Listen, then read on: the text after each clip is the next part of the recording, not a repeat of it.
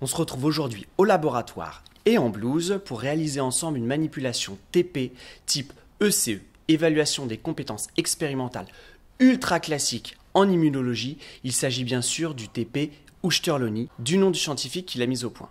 Comme vous pouvez le voir juste là, tout mon matériel est déjà prêt, on y va.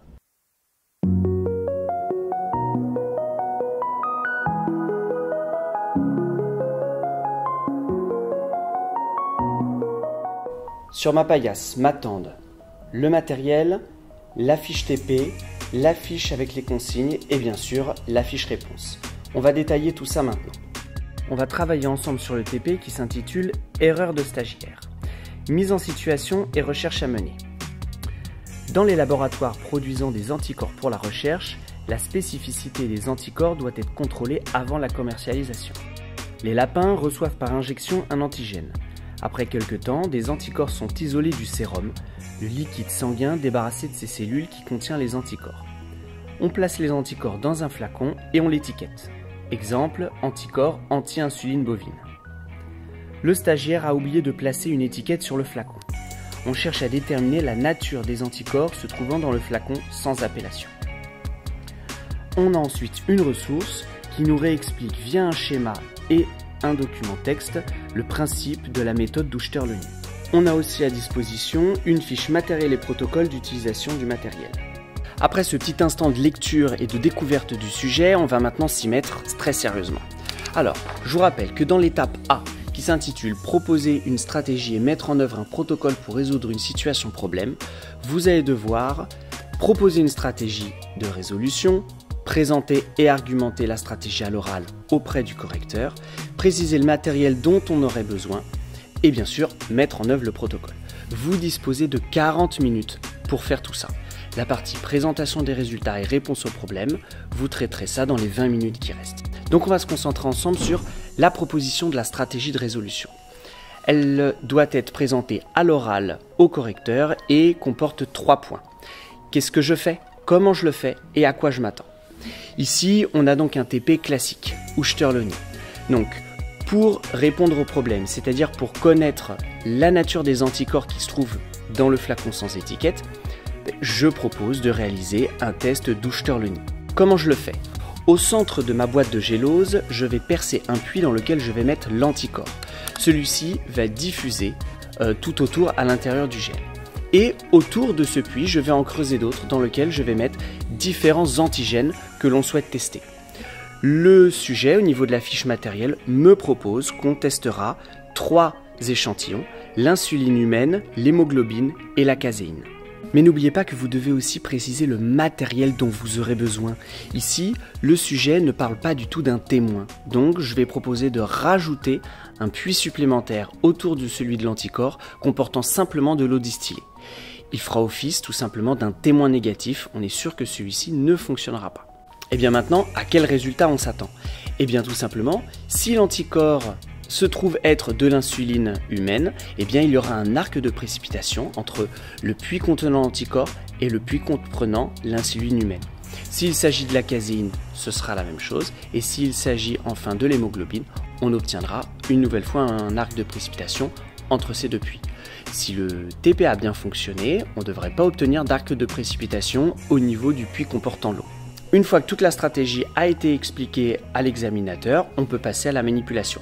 Souvenez-vous que si vous avez oublié certains points de votre stratégie de résolution, vous pouvez rappeler l'examinateur à tout moment et il prendra en compte vos modifications. On va donc maintenant réaliser la manipulation. Je mets mes lunettes, j'enfile mes gants. Je prends donc maintenant ma boîte de pétri avec le gabarit de perçage. Je la place par-dessus et à l'aide de l'emporte-pièce, je vais réaliser les puits.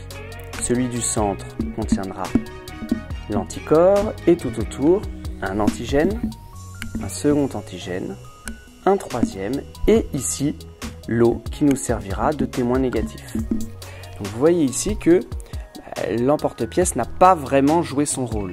Donc je vais utiliser le cure-dent et délicatement venir retirer le gel que je dispose dans la poubelle. Je vais la rapprocher.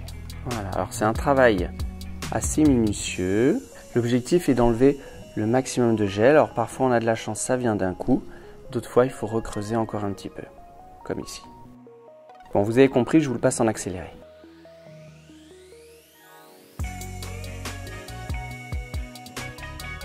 Voilà, tous mes puits sont maintenant percés et je vais donc faire un repère sur la boîte à l'aide du feutre. Donc, au milieu, je vais mettre l'anticorps. Dans le puits d'en haut, je vais mettre l'antigène 1, l'antigène 2 ici, l'antigène 3 et l'eau sur le côté. Alors, pour éviter de perdre ces repères si le couvercle bouge, on va faire une petite marque là. Et ainsi, si lors de ma manipulation, je fais pivoter le couvercle, je pourrai toujours retomber sur mes pieds. Allez, on va maintenant déposer les solutions dans chacun des puits. Vous allez pour cela utiliser les micro-pipettes qui sont mises à votre disposition. Alors bien sûr, les pipettes sont à usage unique pour ne pas contaminer les différents puits. On pipette quelques gouttes que l'on va venir disposer dans le puits que l'on remplit à ras-bord. Voilà. Petite astuce, glissez donc la feuille de papier noir en dessous.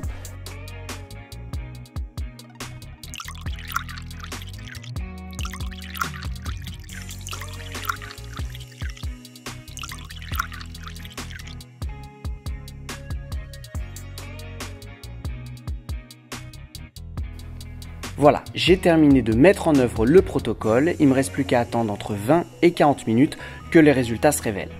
Alors bien évidemment, on ne va pas vous faire attendre aussi longtemps. Heureusement pour vous, l'examinateur a préparé en amont une boîte qui va vous permettre d'avoir des résultats immédiats. On vérifie ? On obtient donc ici un arc de précipitation entre le puits contenant l'anticorps et le puits contenant l'antigène numéro 1. Retournons à notre sujet et on voit que l'antigène numéro 1 correspond à de l'insuline humaine. Il s'agit donc dans le puits d'anticorps dirigés contre l'insuline humaine. On peut donc maintenant passer à l'étape B. Il devrait vous rester autour de 20 minutes pour la faire. Sous la forme de votre choix, présentez et traitez les données brutes pour qu'elles apportent les informations nécessaires à la résolution du problème. Dans ce sujet, c'est finalement assez simple. On pourrait tout simplement imaginer refaire proprement une boîte de pétri avec les différents puits que l'on a réalisés en perçant le gel, avec bien sûr une légende, 1, 2, 3, on va mettre 4 et ici 5. On devrait réaliser ici la légende en précisant ce qu'on a mis dans les différents puits. Ne pas oublier bien sûr un titre. Je vous laisse le compléter, je ne vais pas tout faire à votre place. Et préciser ici que l'on a obtenu un arc de précipitation entre les puits 5 qui contiennent l'anticorps et le puits 1 qui contenait l'insuline humaine. On va aussi préciser dans la légende que ce petit figuré rouge correspond à un arc de précipitation. Et enfin, pour terminer, il me reste une chose à faire, c'est-à-dire exploiter les résultats pour répondre à la situation problème. Ici, une analyse toute simple. On observe un arc de précipitation entre le puits qui contient l'anticorps inconnu et le puits qui contient de l'insuline humaine. On en conclut qu'il y a eu au niveau de cet arc de précipitation formation d'un complexe humain. On peut donc dire que le flacon non étiqueté contient de l'anticorps de mouton dirigé contre de l'insuline humaine. Une fois qu'on a tout terminé, la fiche réponse dûment remplie est donnée à l'examinateur et la paillasse est ensuite rangée.